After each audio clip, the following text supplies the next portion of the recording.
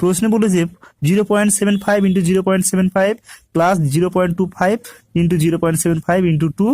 Plus 0.25 into 0.25 এর মান নির্ণয় করতে হবে এবং চারটে অপশনের মধ্যে কোনটা বলতে হবে আমরা ঠিক করবো। তা চলুন এই ধরনের প্রবলেমগুলো কিভাবে সলভ করতে হবে একটা জেনে নেওয়া যাক। প্রথমে আমরা 0.75টাকে আমরা এ যদি ধরি তাহলে এ ইন্টু এ হবে, তারপরেরটা কি হয়ে যাবে, আর 0.25টাকে যদি আমি বি ধরি তাহলে এটা লাস্ট এটা বি ইন্টু বি হবে, অর্থাৎ এটা হয়ে গেল বি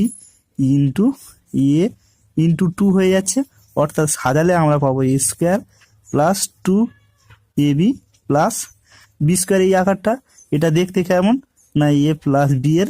হোল স্কোয়ারের ফর্ম, যেখানটা এ হচ্ছে 0.75, বি হচ্ছে 0.25, তাহলে 0.75 প্লাস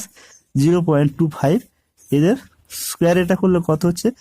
1 স্কোয়ার হবে, 1 স্কোয়ার হচ্ছে 1, অর্থাৎ option A is the right answer.